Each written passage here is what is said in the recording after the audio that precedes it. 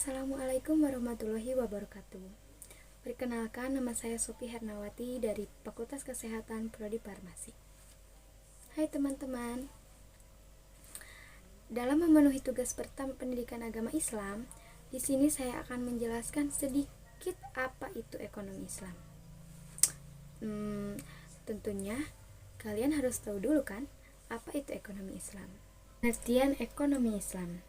Ekonomi Islam adalah sebuah sistem ilmu pengetahuan yang menyoroti masalah perekonomian, sama seperti konsep ekonomi konvensional lainnya.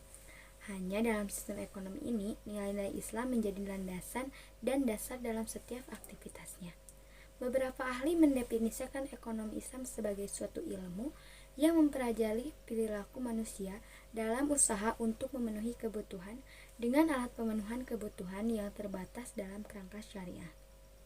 Namun, definisi tersebut mengandung kelemahan karena menghasilkan konsep yang tidak kompatibel dan tidak universal.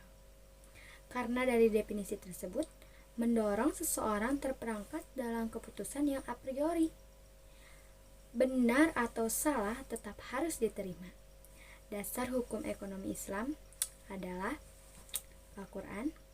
Al-Quran memberikan ketentuan-ketentuan hukum yang muamalat yang sebagian besar berbentuk kaidah-kaidah umum, kecuali itu jumlahnya pun sedikit. Masalahnya, dalam Quran Surat Al-Baqarah ayat 188 terdapat larangan makan harta dengan cara yang tidak sah, antara lain melalui suap, yaitu sebagai berikut.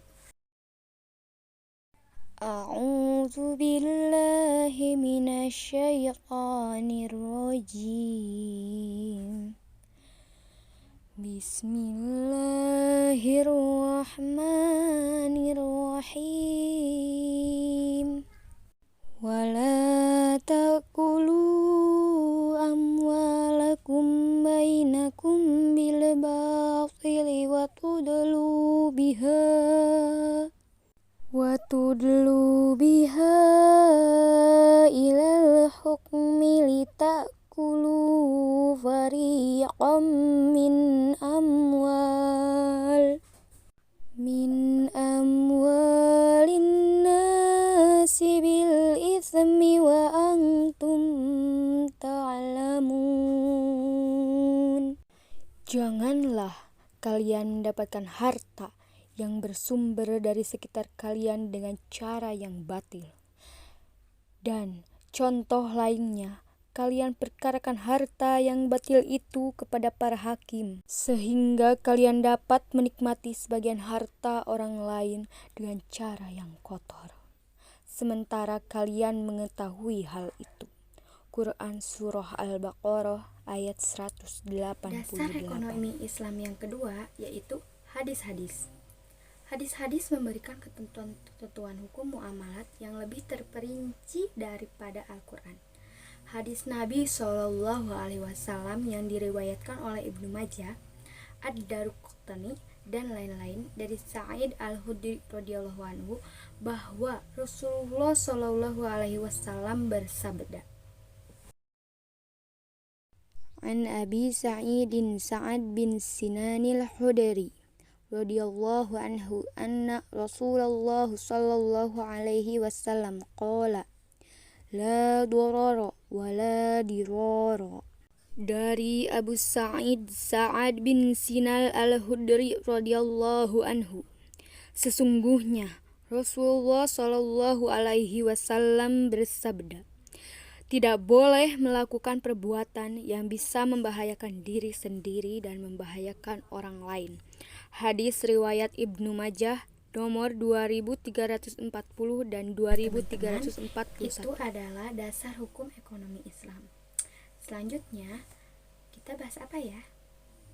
Selanjutnya kita bahas karakteristik ekonomi Islam.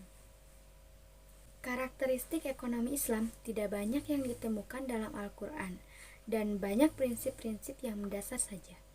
Karena dasar-dasar yang sangat tepat, Al-Quran dan Sunnah banyak sekali membahas tentang bagaimana seharusnya kaum muslimin berperilaku sebagai konsumen, produsen, dan pemilik modal.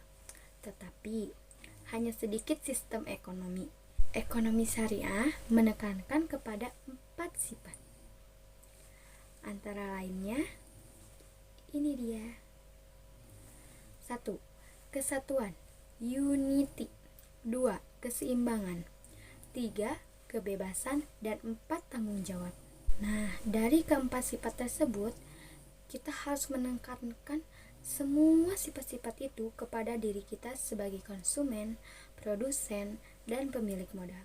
Karena dengan 4 sifat tersebut, kita sudah menjadi salah satu orang yang memahami apa itu ekonomi Islam. Nah, teman-teman, kita lanjut lagi ya. Kita lanjut dengan tujuan ekonomi Islam. Tujuan ekonomi Islam dapat kita jumpai di slide selanjutnya. Tujuan ekonomi Islam mempunyai tujuan untuk 1. Memberikan keselarasan bagi kehidupan di dunia. 2. Nilai Islam bukan semata hanya untuk kehidupan muslim saja, tetapi seluruh makhluk hidup di muka bumi. 3. Esensi proses ekonomi Islam adalah pemenuhan kebutuhan manusia yang berlandaskan nilai-nilai Islam guna mencapai pada tujuan agama atau falah.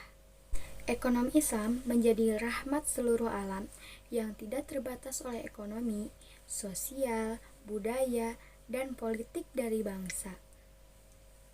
Banyak pelajaran yang dapat kita ambil dari materi kali ini agar kita senantiasa mengetahui betapa pentingnya dasar-dasar ekonomi Islam.